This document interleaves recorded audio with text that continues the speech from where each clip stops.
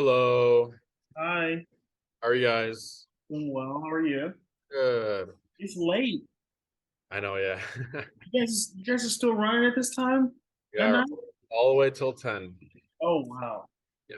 I don't know if you can see these guys are still going as well. Tremel. They're getting their Oh, last bit of oh they're getting their my last gosh, we need to get one of those for our dog. How much are those things? well, these are just human treadmills, and what we do is we go on like Facebook or like that other application, and we get these for like 50, $100 ish, and then we just use it for the dogs. Because if you buy a dog treadmill from a dog brand, they sell them for like thousands of dollars and they don't even like last that long. So with these treadmills here, people are trying to give away, we'll just buy them off and just use it for the dogs here. So they still work great. Just more cost effective option for us. But That's awesome. So this is how they get some exercise. yeah, they're getting these are the borders. We have Yeah, some more in the back, but this is their last bit of exercise before they go to bed, just so they're not like frustrated or anything like that. that's Um, awesome. but yeah, we go till 10. But oh sorry, just before we get started, I just want to let you know that we do record our consultations, just a heads up. So if you forget anything, you can always look back on it.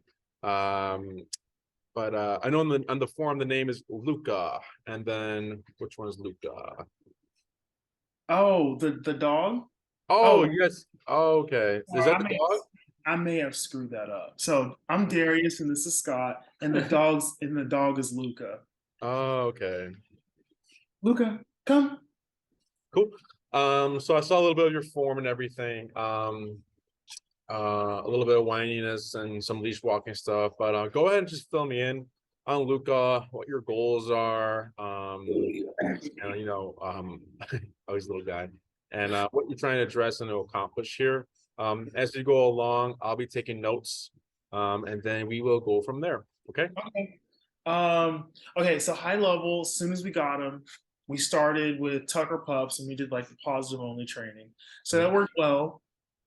To teach him not tricks, but commands. So he knows all of his sit down, stay, come, leave it. I mean, all the probably top 7 or 9 commands that you need for a dog. He understands the heel, not a competition heel, but he Sure. just doesn't pull on the leash, which is good enough for us. The issue that we're having is that he behaves extremely well in the apartment or when we go somewhere, except when he sees another dog. Mhm. So his pecking order of enjoyment are like other dogs, other people maybe, and then us. So when we had a positive only trainer, we would take him, to like our dog run. We live in a high rise building, and what happens is, he'll start whining like really loud pitch, and then he would pull on the leash and bark, and go completely lose his shit. And her advice was just to, hey, off. Oh boy. Her advice was to like use a clicker and give him treats. So like we have to go to this dog run to let him out. So we're just like clicking away, giving him treats so that he doesn't like bark and whine and stuff. But it got to the point where we were like, all right. So we ordered like a training class, how to use the prong collar, and we used it. And that helped immensely with the healing and stuff like that. But he still just has a really big problem with listening when there's another dog around. And we have to constantly correct him for not listening. Let's say if another dog's coming up and he's in heel, he'll Mhm. he'll start veering towards the dog. Or if he's told to sit, we teach him a implied stay on all of his commands. So sit means don't move until I tell you to move. He'll get up. Got it. um, and so we use that. Also, he's e-collar trained, so we use that whenever we're at like a dog park or something and he's off leash. But that's basically the synopsis. We really want to get him to a point where we can take him to a dog run or around other dogs without the like misbehaving, crazy barking or whining. Okay. Anything else? Honestly, that's really it. Do you have anything? He besides that, he's a good dog. He listens. I spend a lot of time training with him. I probably he's what 7 months now. For the last 4 months, probably like 30 minutes an hour a day. I Mhm. mean, I see. Cool. you train with him a lot, so that's really the only things that we're struggling with. Okay. And have you? Oh, Oh, that and eating furniture, but that's probably just because he's young and we didn't put him in the crate one day. okay. Is it like when you guys are home or you're It's home? only when we are home. So when he, as a puppy, we would let him roam free while we watched him. So anytime he would go up to something he isn't supposed to, we taught him the leave it command. He knows what he's not supposed to touch and when he is. But when we're gone, Mhm. he's like, these suckers aren't here to correct me. So he did do a number on the dining table, but we just started crating him again whenever. Yeah, usually, I know some people, it depends on the dog as well. So like some people crate their dogs whenever they leave. Usually if you're consistent with it, what I did with my dogs is they were created until they're about 2 years old. And this was kind of to prevent anything from beginning or starting. So I never had to fix anything, right? So if I wasn't interacting with them, it was a crate. If I was gone, it was a crate. So then by the time they're like an adult, I make that transition, it's gonna be a lot more easier because the dog doesn't know how to chew on a table. And all it knows is to rest when I'm there or when I'm gone, right? Um, so totally normal to keep the dog still in a crate when you're not in the home, because we obviously have to think about the dog's safety. If they eat something they're not supposed to eat, or they choke on a little piece of wood from the table, or like a piece of something, right? Then it's like shit, right? Yeah. So grading while you're not home is definitely the safer option until you see some consistency. Then you can probably do like little by little and slower increments of time when you're gone, just to see where he's at with that stuff, right? Okay. But it's a good move. Anything else? That's it. You have anything? If we can get the crazy barking and the whining when he sees other dogs fixed, I'll be very happy. Yes. So it sounds like you're doing a good job so far. So um, the prong collar is a good step forward because now we're using an aversive, right? Um, Positive punishment. from correct from our perspective, we've noticed that whenever we're training a dog, there needs to train something behavior, even potty training, right? There needs to be a positive and a negative, okay, to teach something new or to stop something, right? So a lot of times we hear the same thing with the prong collar is where the dog it's still enough of like a negative feeling, but the dog still wants to do the behavior, right? So maybe you can get him to quiet after like 30 leash pops, right? But that's the thing is that you're always using physicality and yanking him, and he's still kind of going, right? So that's a common thing we hear, especially from like our bully breeds. So like our pitties, rotties, German shepherds, or even like our labs. Since they're so tough and or wiggly, right? They're just able to override the prong collar in a state of overstimulation or like reactivity. They're just blowing through it because if they're at a 10 and your strongest leash pop is an 8, you're never going to override it, right? Um, it's also a very nuanced tool. Sometimes owners, the reason why we don't have a program based on prong calls, because sometimes owners or clients, it's just too nuanced for them. Learning how to communicate leash pressure, and kind of using that prong throughout walks and behavior stuff can be a little confusing for them. Um, I thought it was easier than the e-collar. we find e-collar way easier just because e-collar is there's no physicality. There's no emotion in this. It's just pressing a button. Obviously, it's not that. It's not. This is. It is that easy, but it's not like because there's more to it, right? But everything in this world is now button based. Elevators, cars. So when you give them a tool, electronic tool like this, they click with it immediately because they use electronics every day, right? Versus a prong, the way we're communicating with the leash, a lot of times when I work with owners, they have a habit where they're just like this the whole time, right? So they need to get out of the habit because they're so reliant on the physical, but they're not even doing like the physical stuff correct, right? Yeah. So from our experience, when we're training with prong with clients, takes a little longer than it would take with a e-collar. Okay. Um, so obedience wise, Luka sounds good. Now it's just that behavior. Okay. Um, behavior meaning the anxiety or like the reactivity when he sees a dog. And Yep. this still happens when you're walking outside of your dog run, correct? Oh yeah. Okay. It's not as intense if we're walking down the street. Okay. But let's say if we go on our dog run, or even what is it park we used to go Dog to? park.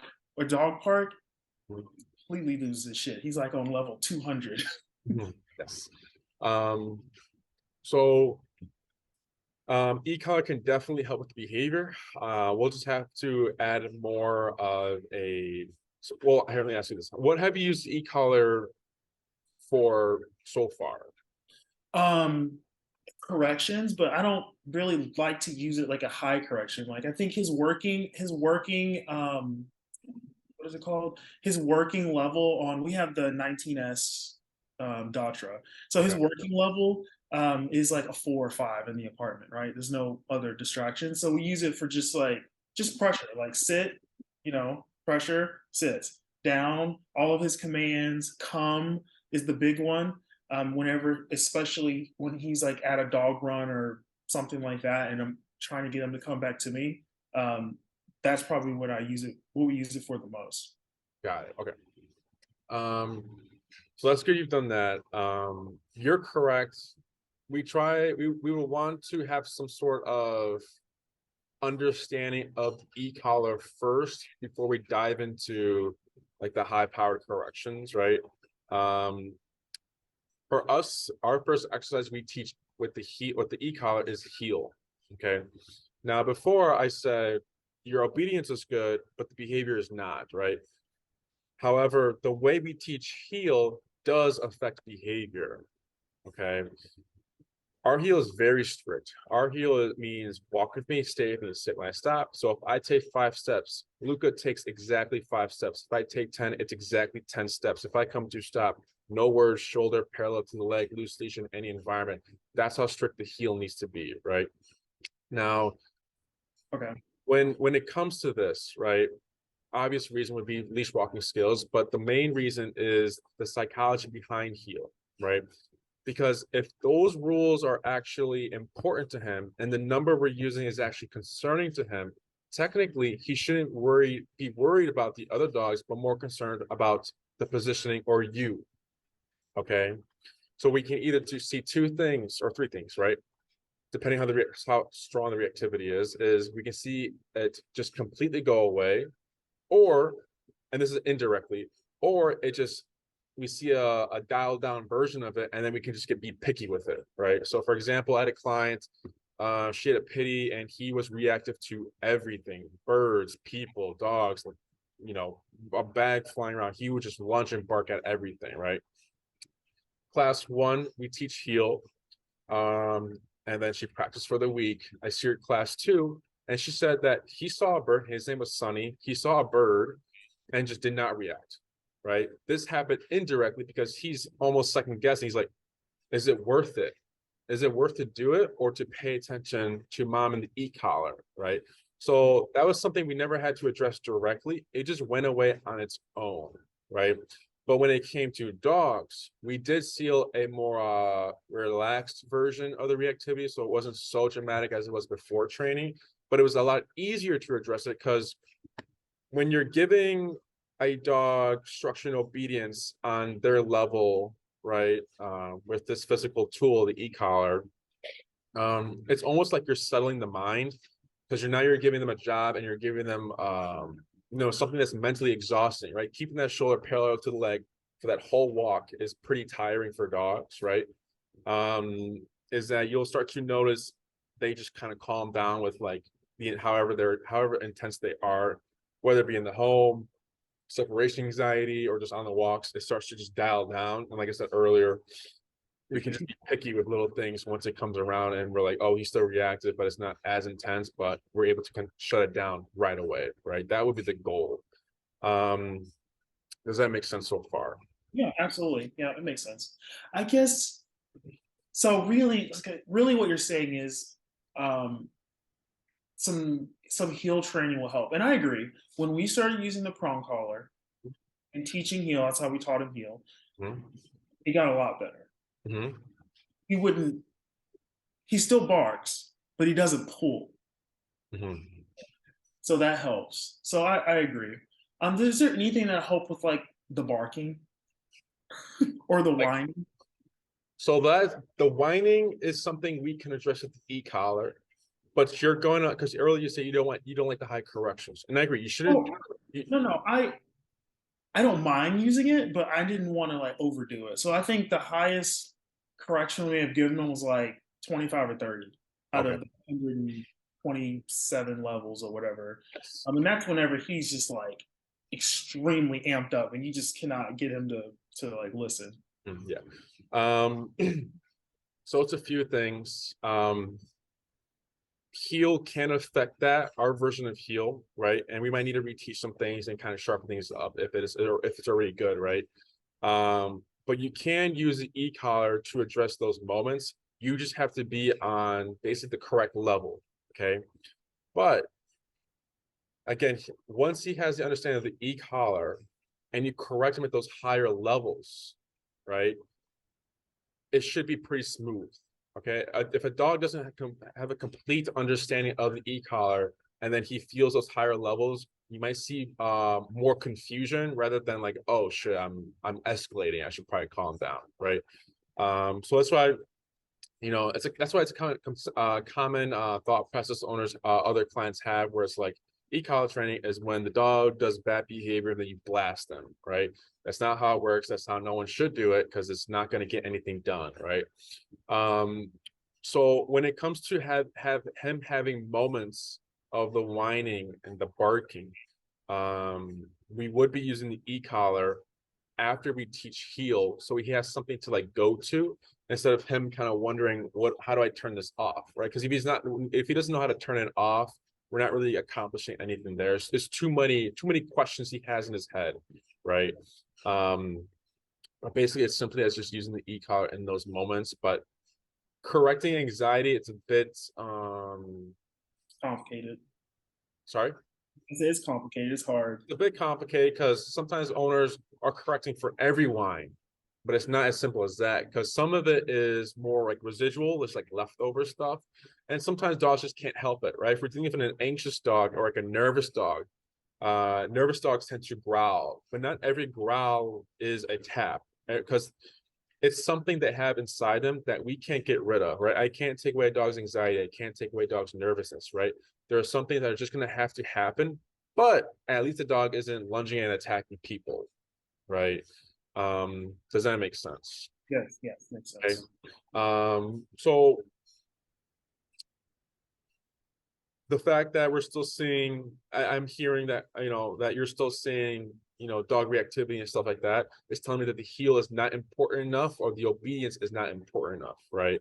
So the next step would be, okay, let's make this important, see what it changes, and then I can walk you through how to address, when a dog becomes reactive or when it does go south, what's the best thing to do to de-escalate in those situations, right?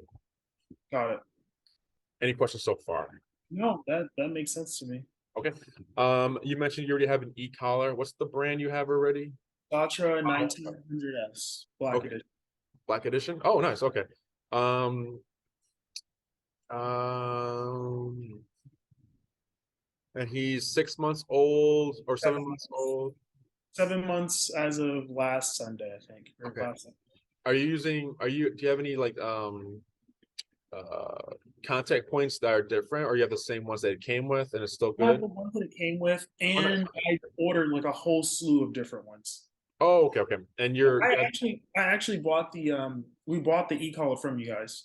oh, you did. Oh, nice. Okay, cool.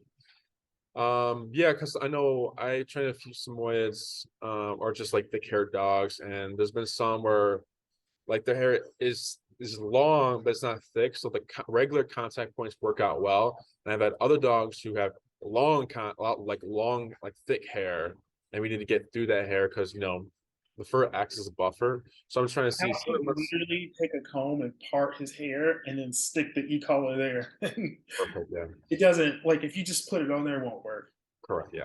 Okay, good. And what else was I about to ask? Reactivity. You can still keep the prong on, don't think about it as like an overkill. Technically, prong and ECOG combination is like the ultimate combo. So the prong would be more like a physical control. So, for example, sometimes clients aren't quick enough to react to the remote. So, for example, if you turn a corner, there's a dog there, and your remote's on the neck or on your belt, and you have to reach it, there's a delay. Versus you have the prong collar, immediate physical control, then you get your remote to completely de-escalate the situation. So sometimes I do, if you have a dog, or if I'm dealing with a dog who has struggling with impulse control that just lunges, or just strong dog, I recommend the prong collar, but it's not needed. I just recommend it. That's all. Okay. Does that make sense? Yeah, that makes sense. That makes sense. We tried to wing off using the prong collar. We still use it because it maybe we're using it correctly, but it's like it like messes up the hair around his neck for some reason. Change the color? No, not color. It's just like the hair around his neck where the prong collar is like shorter than the rest of his It's hair. like a ridge, Oh, I see. like hair damage. Yeah, we can you can experiment, once we can begin training all that stuff, taking away the prong collar, how he does and everything with that. But yeah, we can play that by ear and see how that looks. Okay. Right. Any other questions so far? Yeah. As far as programs and everything, is there like a specific program you guys were thinking about? Because we have three. We have the in-person, board and train, and daycare and train. Is there one program you were kind of leaning towards, or did you want me to explain how the program has worked out? I think in person typically be best for us because I prefer to learn like what to do so that we can also continue the training and not just drop them off and cross our finger. So yeah, I like to be involved in the training. Awesome. Nice. So how the in-person works, the programs we have within that program is a 3-week program, 6, 9, 12. If we're just trying to address this, right, I'd probably just recommend the 3-week program, 3 classes. If you want more than the walk, right? So kind of give an idea of each program. If an owner wants a good walk, structured walk, no reactivity, easy walk, and then maybe they let their dog off leash for a little bit in the park and then recall and they go home, that is the 6-week program. If I get an owner who wants more like those things, but then more stationary control, which means they want to take their dog to patios where there's other dogs there, and more advancing the commands and making it more reliable, right? The 9-week program is for them. And if I get a client who's like, I want everything, I want my dog to off-leash heel, I go hiking every other weekend, I need all the control I can get, then that's the 12-week program. Okay, that's more like off-leash stuff, off-leash life. If you're just trying to correct bare bones, the minimum, just what the problem is, 3-week program would be your best bet. You can also add classes. So maybe you can do the 3-week and you're like, wow, this is great, this is easy, I want more obedience. Then you can buy like another program. We can just build off what we've created in that first program, right? If you're wanting more wiggle room and stuff like that, probably 6-week would be the next one up. But if you're not worried about off-leash stuff, or you don't, it's more of a consistency of like, we walk around the block and then we go to the park and stuff like that, I wouldn't worry about the 12-week or anything like that unless you wanted that much control. Those are we're not gonna let this dog off a leash. He's like, he's too excited. He gets too excited about stuff, or I mean like hiking and stuff. He gets too excited. He's a really expensive dog. We don't want him to like jump in a lake or a river or something. Yeah, what type of off-leash obedience are you guys teaching with the longer program? Is it come, or is it like what? Are you teaching like a distance sit? Like what? Yeah, so with the longer program, the commands that will be learned. So I'll give the 12-week program the maximum, right? Heel, stay, sit, down, come, place. And then all these 6 commands will be transferred to off leash. The additional commands we teach are emergency downs and emergency sits. Okay. So basically, kind of like you just said there, a down from a distance, a sit from a distance, a place from a distance, right? Or maybe you're walking and then in motion you say down and you keep moving, the dog lays down, right? So it's more of an off everything control. So like sometimes we'll get clients who walk their dog off leash in the city, but it's not so much of like what you've probably seen where it's like dogs are off leash in the city and they're not even near their owner. Like the way we teach off leash heel and off leash walking is the dog is still in heel, right shoulder parallel to the leg, but with no leash on the dog, right? So it's more structured in that way, and just having more control with your dog in these different environments, right? So the most important thing about the 12-week program is the repetitions and sharpening things up. So that's why there's so many classes, because I need to see, it needs to be perfect, right? If you want your dog completely off leash, your dog needs to experience every possible thing it can encounter on a walk, right? So like I train a dog in the 12-week program in like a little like grassy area in front of Navy Pier in the summer. Man, we saw a lot of shit, and I already knew that that dog was able to handle anything. Like it was always something going on in that park for that dog. So she did a really a good job with her shepherd there. So she was in the city, distractions everywhere, every day, every second, right? So since that dog has so many things to work with, um, the speed of which we saw how reliable obedience can be was very quick, right? Because it's all there, right? So it's more about sharpening things up, making sure everything's reliable, and just advancing and doing different commands um, um, to work with a dog there, right? Okay. And then for the 6-week program, usually it's heel, come, and then we try to teach a stationary command, so like a place or a stay. But then that 9-week allows us to kind of the same thing as a 12-week, repeat more stationary commands like down and sit, right? To make sure the dog knows when down is cued, it's down and lay down till hour, 2 hours, 3 hours, however long it needs to be, right? Any questions about that? Oh, that makes sense. I mean, I feel like I have to talk to my husband, but we probably would do something like the shorter version. 'Cause we look, all these commands aren't perfect. Like he doesn't, when we tell him place, he doesn't place for like 2 hours, but we can get him to place for like 20, 30 minutes. Mhm.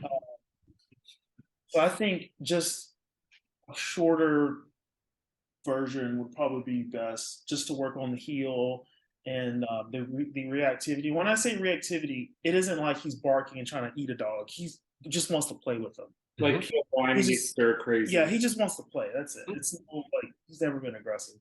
So I think just working on that first would be a good start. And then if we want some to sharpen some other stuff up, then we can. Perfect. Yes. An hour once a week. We work with your availability, so you'll give my assistant, she'll be contacting you and stuff like that. You'll give her your schedule and stuff like that, and we'll work with it. If you're wanting, I guess it's the first day of spring, right? Once the weather becomes consistent, you can wait till then so that we can, because during the summer we train at Oz Park.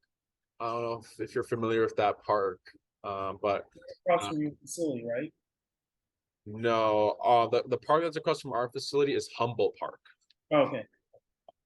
So we usually, I'm not sure, maybe we might do Humboldt Park. I'm not sure, but we usually like to train outside in the summer. So it might be Oz Park. We also do, there's a park on Logan Boulevard and Logan Square. I forget the name of it. If the weather doesn't work out for for our class, we do have our facility, obviously, and we have the space to kind of work with, whatever command we need to work on, or dogs as well. But I would suggest, if you're going to schedule and get that class set up, waiting until more consistency with the weather, so that also more dogs are out and about running around. Any questions about that? Yeah, that makes sense. What's the difference between the 3-week and the 6-week class? Let me see for you.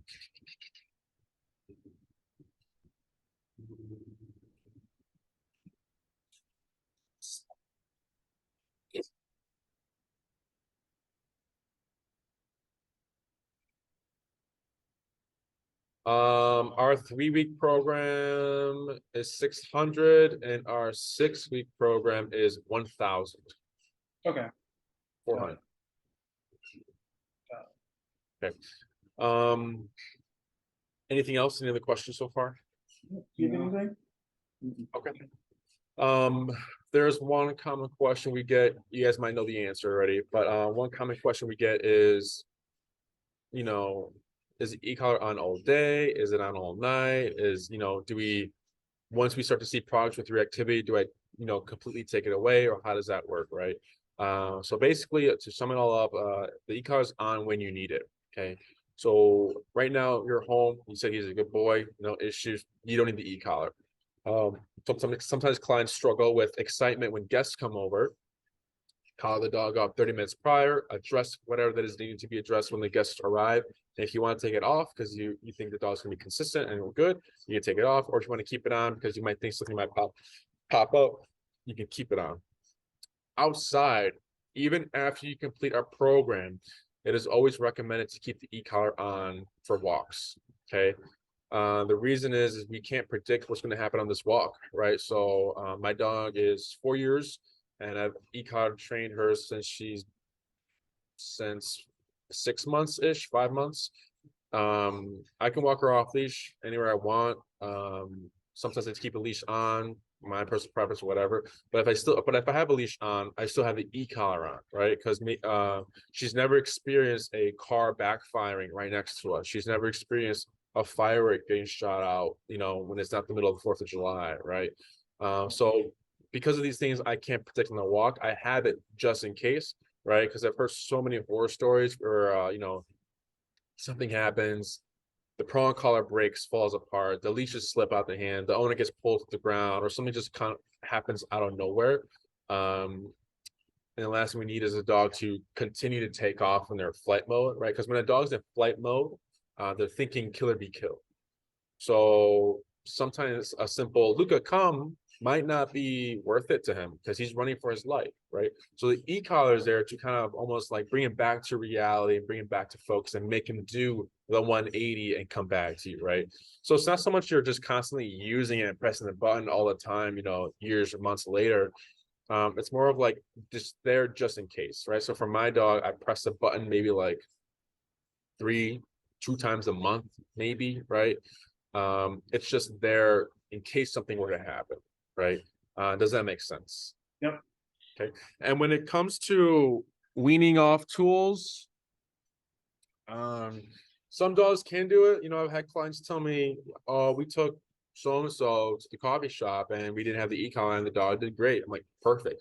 I've had other clients tell me the moment the e-collar comes off and we're outside, boom, it's right back to pulling, right? So it has nothing to do. I mean, it does, you can train it and there's specific ways. However, the way that kind of works out is more for like a trainer to do it. And it has to be an expectation for that trainer, and it has to be started like from like weeks old, right? So they're already thinking about the future, right?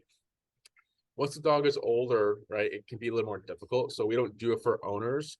But when we see these things happen where dogs know and are aware or collar aware, it's more of just a natural thing, right? So it's called opportunistic behavior.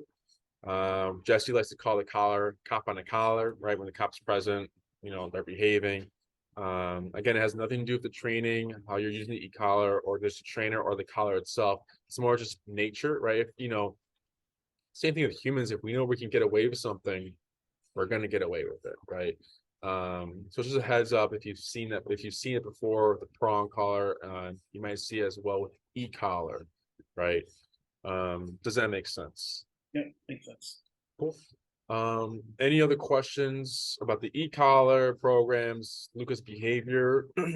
What's considered like a correction? So like I guess it always depends on his stimulation, right? Like at the dog run, I may have to use the stem on like 10 or 15 as like his normal working level because he's like ready to pounce on a dog and play at any second. And then a correction with that at that point would be like I don't know, like a 20. or something like that? Like what's a normal correction level? Yes.